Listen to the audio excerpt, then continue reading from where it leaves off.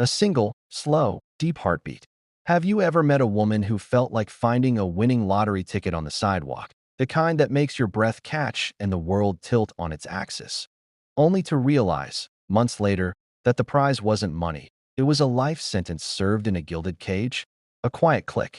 The sound of a key turning in a lock. But seen from the inside. She enters a room, and it's not that the conversation stops. It's that the air itself seems to part for her. Confidence isn't something she wears. It's the gravity she generates, a force that pulls every orbit in the room toward her. She's a composed storm, tailored, successful, her mind a trap of polished steel and her wit the quick, glittering blade that springs from it. And when that gaze, cool and assessing, finds you and lingers and chooses, it's a drug more potent than any you've ever tasted. It feels like being crowned. Like out of all the interchangeable faces in the crowd, yours was the one deemed worthy. For 6 months, it's the highest altitude a man can breathe. You are walking on clouds made of her approval, intoxicated by the sheer, staggering victory of her. Then, one utterly ordinary Tuesday, you find yourself sitting in your car. The engine is off. The street outside your own apartment is quiet. You're not crying. You're not raging. You're just sitting, gathering the courage, the sheer emotional stamina, to turn the handle and walk inside. There was no explosive fight, no shattered dish, no slammed door, no discovered betrayal. Nothing you could point to on a map and say, "Here, this is where it broke." The terror is quieter than that, more insidious. It's the bone-deep knowing that the moment you cross that threshold, the evaluation begins. The invisible clipboard comes out. The silent scorecard is tallied.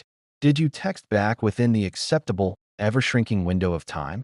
Did you pick up the exact brand of oat milk she prefers, not the one that's weirdly slimy? Did you remember the offhand comment she made 3 days ago about her coworker's annoying laugh? A comment you're now expected to reference and comfort her about? The air in your home has become a minefield, and you have forgotten where every single pressure plate is buried. You are not tired from work. You are exhausted from the act of living, from sharing space with someone who has subtly, masterfully, turned your relationship into a perpetual performance review. And you are, in every category that matters, always, eternally, failing. The feedback is never formalized. It's in the sigh that's just a little too long. The "never mind" that hangs in the air like a verdict. The way she turns her body a quarter inch away from you on the couch. The woman who seemed like the ultimate catch, the prize you'd tell your grandchildren you somehow won, has become the trap. The confidence you admired, the steel in her spine, has ossified into pure, unyielding control. The high standards you respected, that made you want to be better, have been weaponized, turned against you as proof of your perpetual inadequacy. The sharpness of mind you found so electrifying, that once sparked thrilling debates, is now a scalpel turned relentlessly on your psyche, dissecting your every motive, your every flaw, until you can't remember the shape of the man you were before you began the doomed project of pleasing someone fundamentally, constitutionally unpleasable. Today, we are going to dissect the anatomy of this particular predator. Not every woman with confidence. Not every woman with a career and opinions and a spine. No, we are talking about the specific, potent archetype, the dominant woman who uses dominance not as a facet of her personality, but as her core relationship strategy.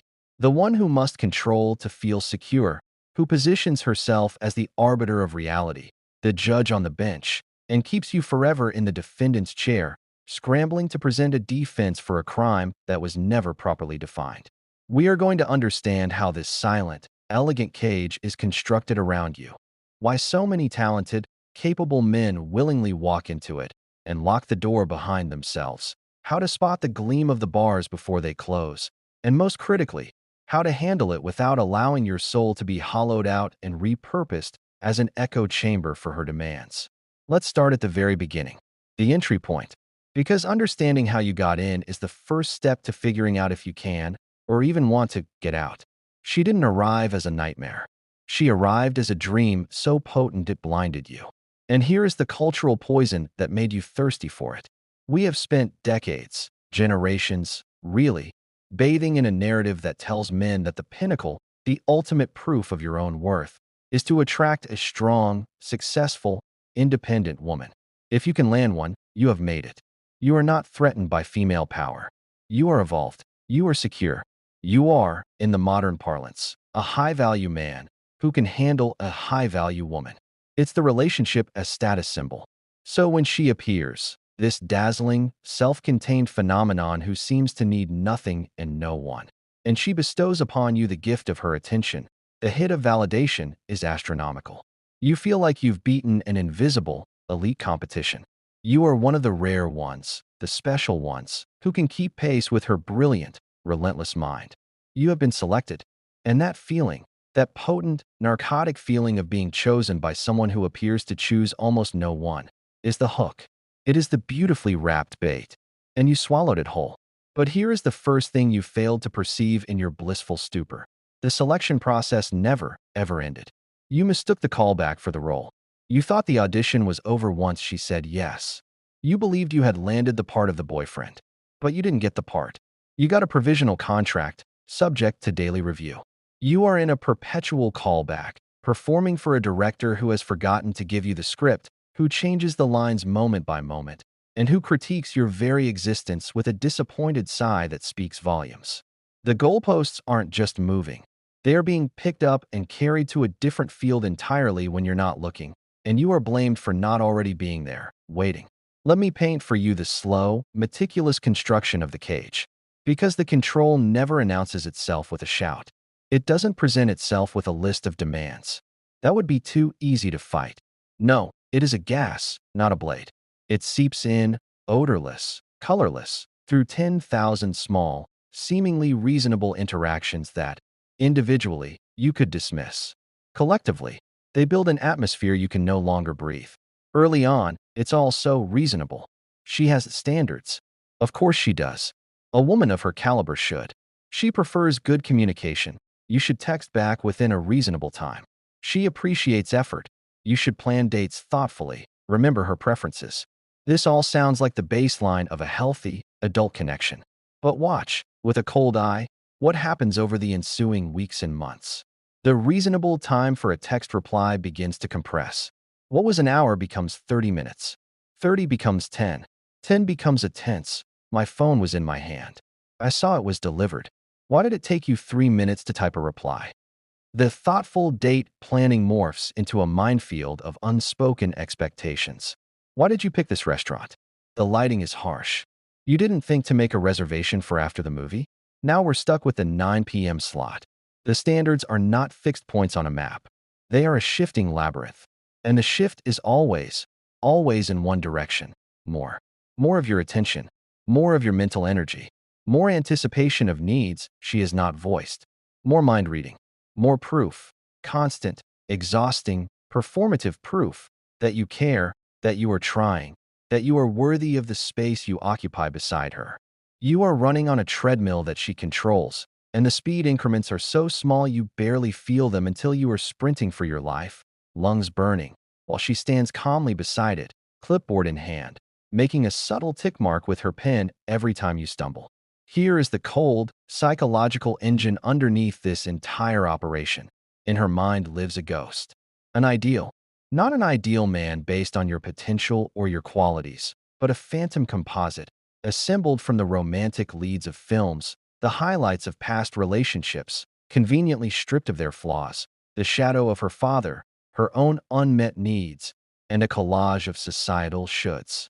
This ghost is perfect. It is omniscient, endlessly attentive, impeccably successful, and emotionally clairvoyant. You are being measured against this impossible phantom every single day. And because the ghost is not real, because no living, breathing, flawed human man can ever be a fantasy, you are perpetually falling short. But the genius of the trap is this.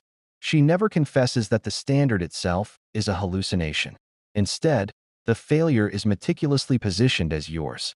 Your inadequacy, your lack of effort, your insufficient love. If you truly loved her, the narrative goes, you would find a way to become the ghost. The problem is never the unreachable nature of the demand. It is always the poverty of your supply. Let's talk about how a relationship becomes a ceaseless exam, because this is the pulsing, toxic heart of the dynamic. In a healthy partnership, two people are figuring it out together, side by side. Mistakes happen. Misunderstandings bloom. And when they do, there is a process called repair. Hey, when you said that, it hurt my feelings. Oh, man, I'm sorry. I didn't mean it that way. Let me try again. It's a collaboration, a dialogue, a mutual adjustment toward a shared comfort. In the world of the dominant woman, mistakes are not opportunities for repair. They are grades, permanent marks in a ledger. Every interaction is a pop quiz you didn't know you were taking. Did you say the right thing in response to her work stress? Was your tone correct when she asked about your day? Did you correctly interpret her sigh and offer the appropriate brand of comfort, solution-oriented versus empathetic listening? You are being tested constantly, and the tests are never announced. You are simply supposed to know. And when you don't, when you inevitably, humanly fail, you have failed again. The ledger gets another black mark. This creates a low-grade, humming anxiety that becomes the soundtrack of your life. You start to self-monitor. You run every sentence through a mental filter before it leaves your lips. How will she hear this? What subtext might she infer? You calculate the emotional weather before you make a simple decision. If I go to the gym after work, will she read it as me prioritizing myself over her? Is it worth the silent treatment? You are no longer being yourself. You are being a careful, anemic, risk-averse version of yourself, optimized for one thing and one thing only: to minimize her negative reactions. You have become a master people pleaser, but the audience is an audience of one. And the terrible joke is that the pleasing never works. Not really. Not for long. Because the standard, the ghost, always floats just beyond your most desperate reach. The dominant woman is not inherently evil. She is often profoundly insecure, though she would never show it. This dynamic works for her on a primal level because it creates a perverse sense of security. If you are constantly striving to please her, it is proof you are invested. If you are constantly falling short, she remains in the superior, judging position. If you are anxious about her approval, she retains ultimate control. The power imbalance is not a bug in her system. It is the central, gleaming feature. It is how she regulates her own deep-seated terror of abandonment, of inadequacy, of not being enough, by ensuring you are the one forever worrying about being enough. Now, let me talk about the tragedy of effort inflation, because this is where men wander into the desert and lose themselves completely. The logic seems sound, even noble. You think, she is unhappy. The problem is my level of effort. I am not doing enough. Therefore, I will do more. I will be more attentive, text more, call more, check in more. I will be more thoughtful, surprise her with gifts, plan elaborate dates, remember every minute detail. I will be more present, cut back on my hobbies, see my friends less, make her the absolute center of my universe. I will prove, through sheer volume of sacrifice, that I am serious, that I am committed, that I am, finally, the man she deserves. This seems like problem solving. If there is a deficit, you pour yourself into the hole to fill it. Here is what actually happens, with the cruel predictability of a physics experiment. You increase your effort. She accepts it, absorbs it, and it becomes the new baseline. The increased effort is no longer appreciated, it is expected. It is no longer a gift, it is your duty. And because she is still measuring you against the phantom ideal, you are still falling short. You're just falling short from a higher cliff. So, you dig deeper. You increase your effort again. You sacrifice more. You give more pieces of yourself. And the pattern repeats. You are the man on the treadmill who, thinking he is falling behind, starts sprinting, only to find the treadmill has simply sped up to match his new pace.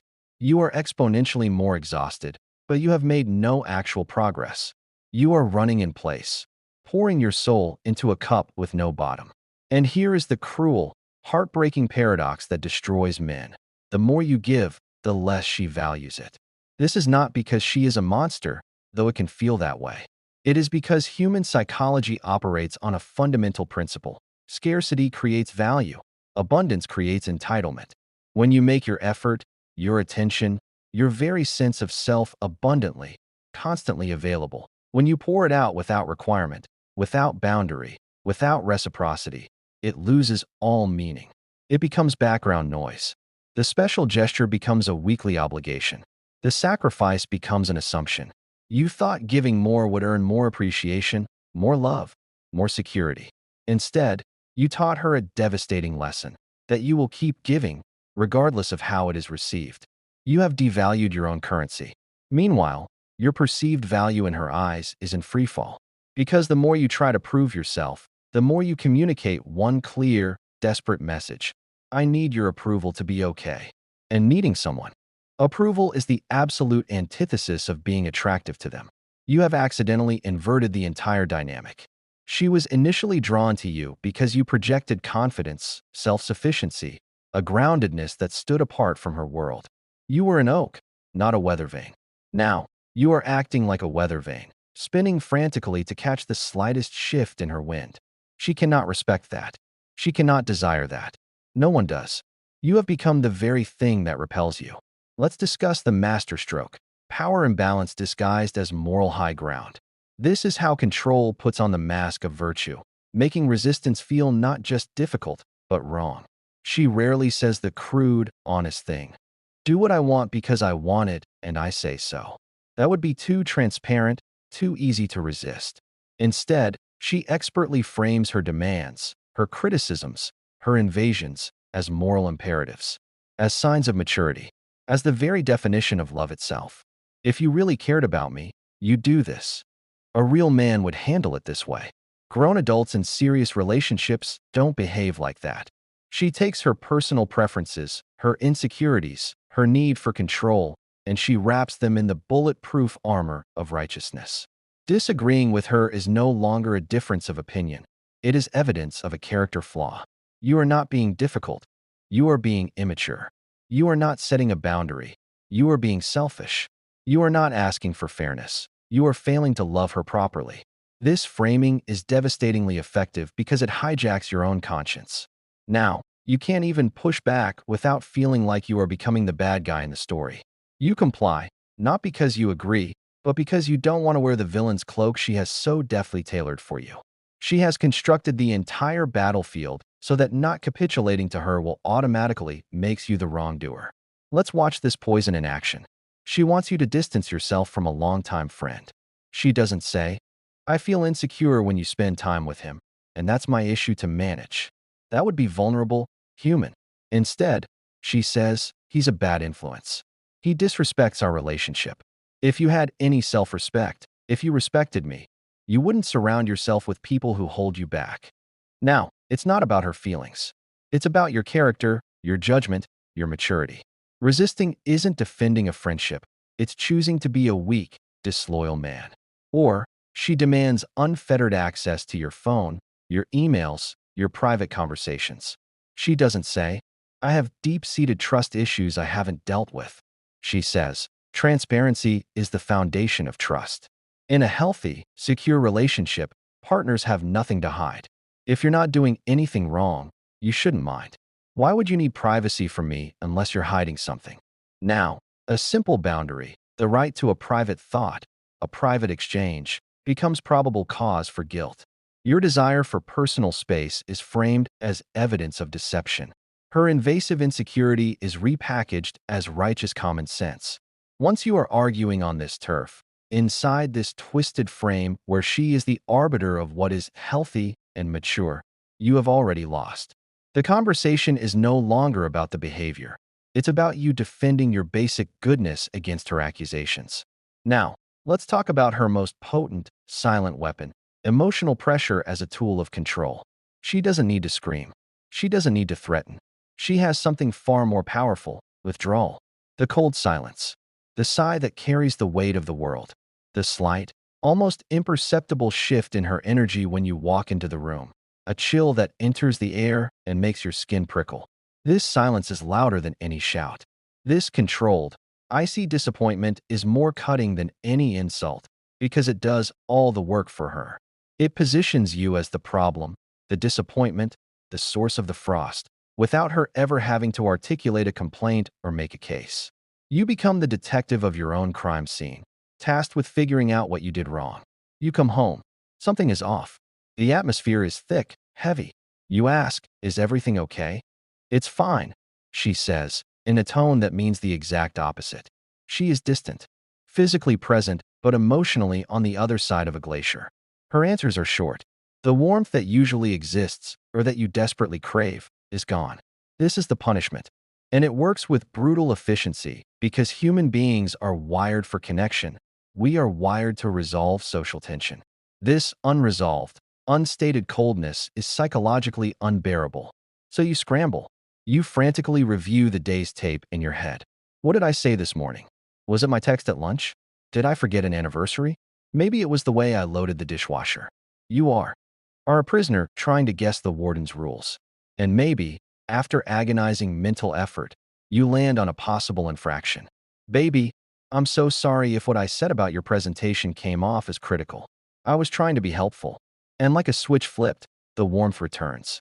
The glacier recedes. You are forgiven. You have passed the test. For now, you have just been conditioned.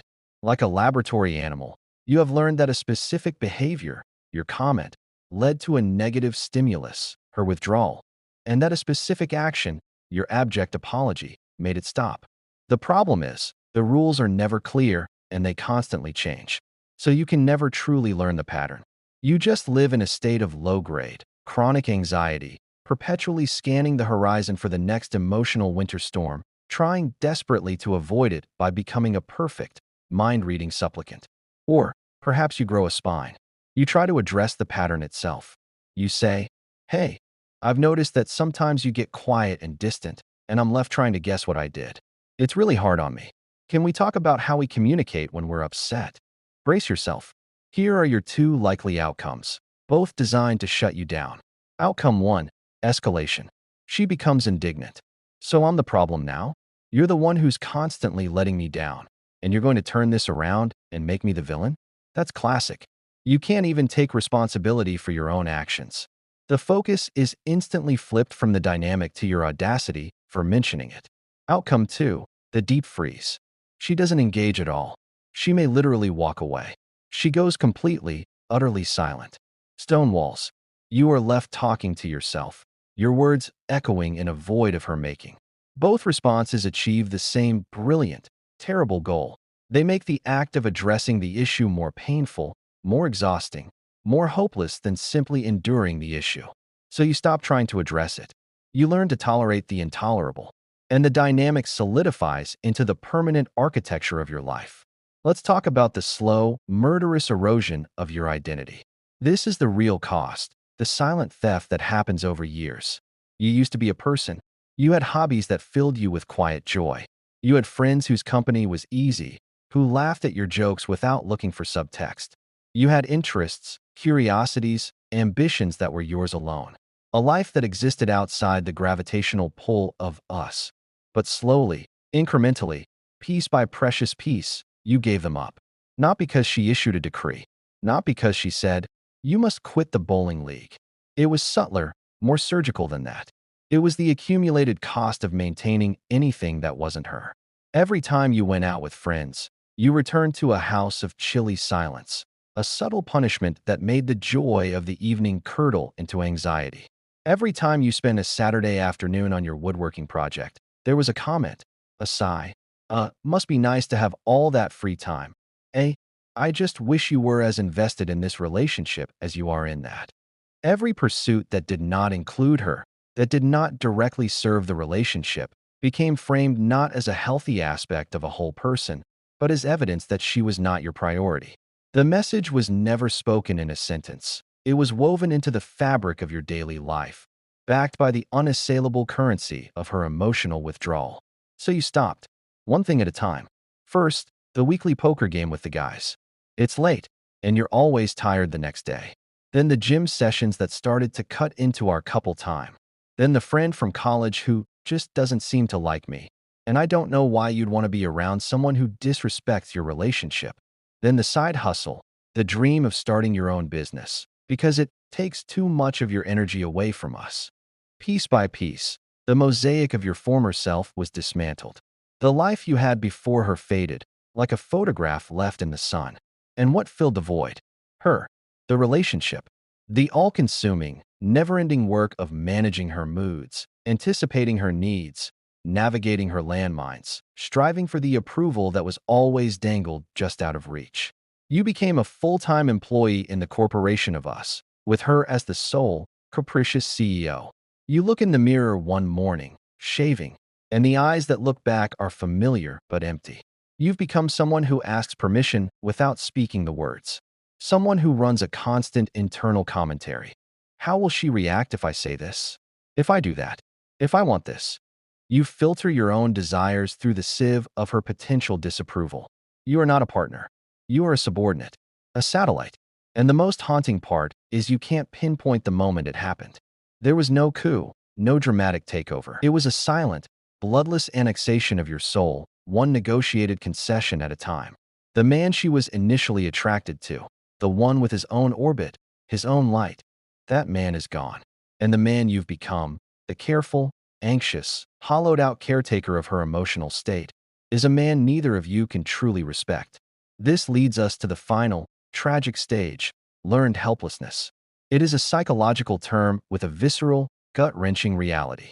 In experiments, when an animal is subjected to repeated negative stimuli it cannot escape, a shock, a discomfort, it eventually stops trying to escape.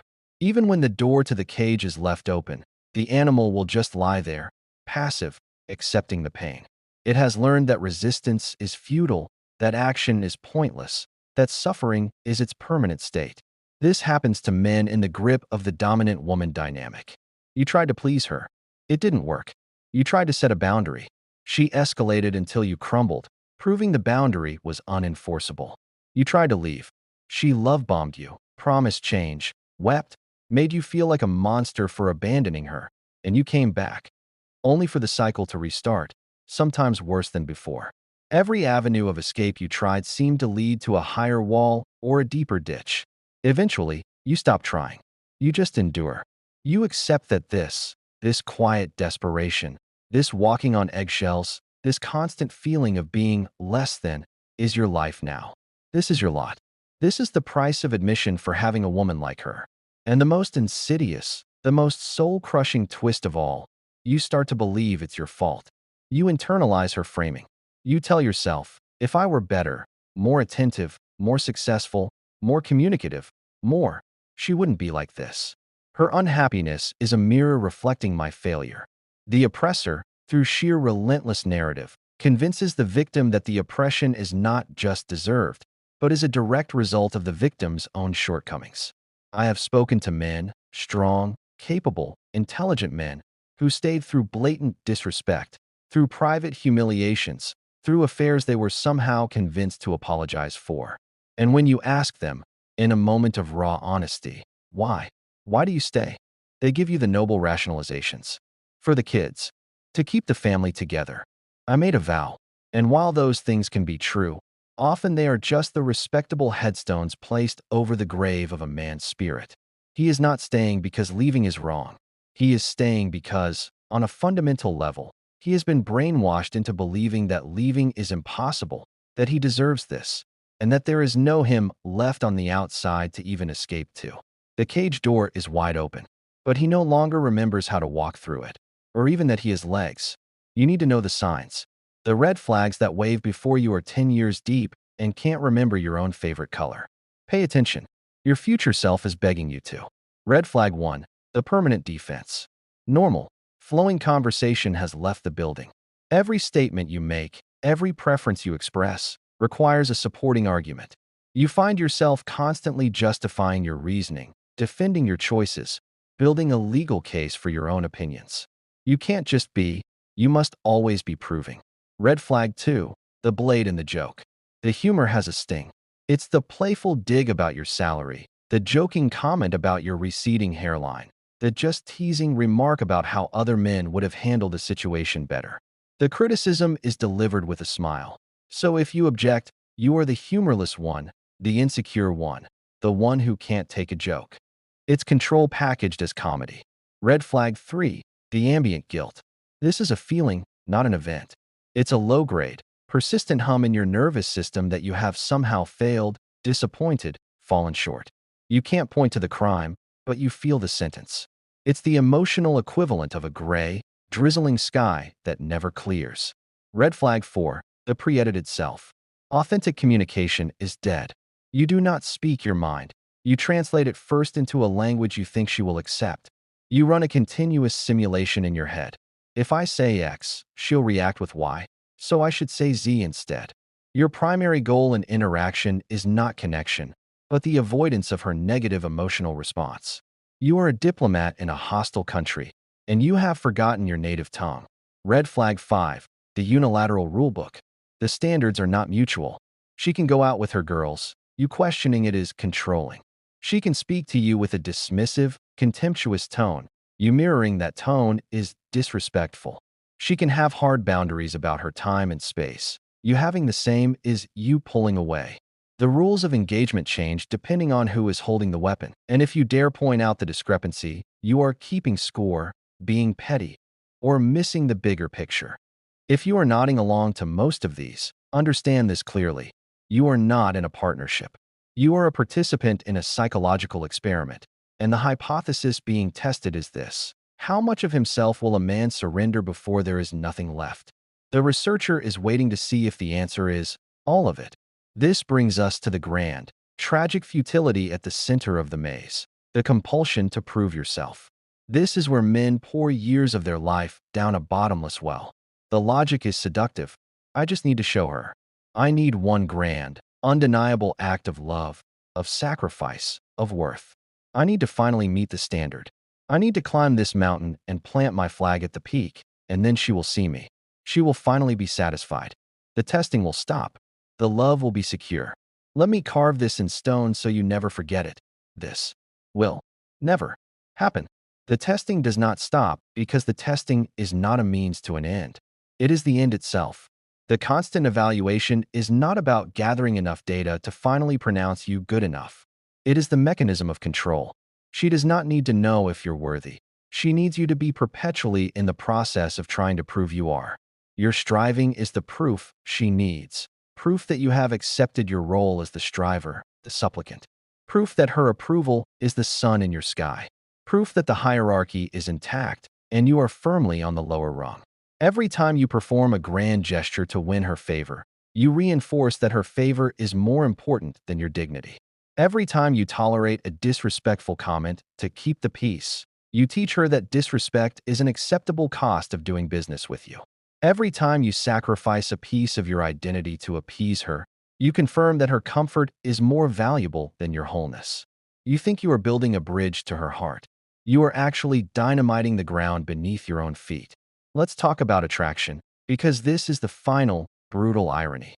Attraction is not a reward for good behavior. It is not a grade you earn on a report card.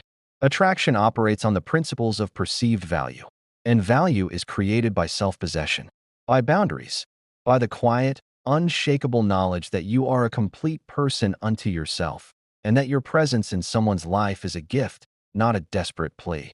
Value is demonstrated by the willingness to walk away from treatment that does not honor you. The more you chase her approval, the more you broadcast your lack of self-approval, and the less valuable you become. The more you tolerate mistreatment to keep her, the less attractive you are to keep. You cannot prove yourself into being desired. You can only prove yourself into being despised. The man who begs for a seat at the table will never be respected as an equal who built the table himself. So, what is the way out? It is not through better performance. It is not through more sophisticated mind reading. It is not through finally becoming the ghost. The way out is through a single, simple, monumentally difficult act, the unshakable boundary. This is not about yelling. It is not about ultimatums delivered in anger. That is just more drama, more fuel for her narrative that you are the unstable one. This is about calm, clear, immovable statements of fact about your own reality. It is the quiet voice that says, I won't be spoken to in that tone. It is the simple declaration, my friendship with him is not up for discussion. It is the non-negotiable stance. I will be going to the gym on Tuesday and Thursday evenings. That time is important to me. It is reclaiming your right to have an opinion without building a legal defense for it. I see it differently, and then letting the silence that follows just be. This is where the final battle is fought, not with her, but with your own conditioning. When you first erect a true boundary, she will test it like a hurricane tests a new levee. She will escalate. The coldness will become absolute zero. The accusations will become more venomous. The framing will become more damning. You're abandoning me. You never loved me. You're just like all the others. She may love bomb you. showering you with affection to lure you back into the old dynamic. This is the critical moment. This is the exam. Holding the line is not an act of aggression. It is the ultimate act of self-respect. It is you stating through action that your peace, your sanity, your identity are not negotiable currencies. It will feel like you are destroying the relationship. In a way, you are. You are destroying the old, toxic relationship to see if a new one, built on mutual respect, is even possible. Often, it is not. Often, when she realizes she can no longer control the thermostat of your emotional world, she will leave. She will find someone else whose boundaries are more malleable. And you must let her go. That is the final, terrifying part of freedom, accepting that the price of keeping yourself may be losing her. But you must ask yourself, are you losing her, or are you losing the jailer who lived in her skin? The woman you fell for was a mirage, a projection of your own desires onto a person who was ultimately incapable of being a true partner. On the other side of that boundary, however you get there, whether she miraculously adapts, rare, or you walk away, more likely, is a profound silence. At first, it will be terrifying. The absence of the constant evaluation will feel like emptiness. You will feel untethered. But then, in that quiet, you will begin to hear a faint, familiar sound. It is the sound of your own heart beating. It is the rustle of your own forgotten thoughts. It is the whisper of your old dreams, stirring from their long sleep. You will look in the mirror and, for the first time in years, you will see not a defendant, but a man. Scarred, perhaps. Tired, definitely. But whole. Present. Real. The cage was never locked. You were just holding the door shut, from the inside, convinced it was the only thing keeping the world out. It's time to let go. It's time to step into the terrifying, wide-open space of your own life. And remember what it feels like to breathe air that isn't measured, judged, or owned by someone else. Your move. The rest of your life is waiting.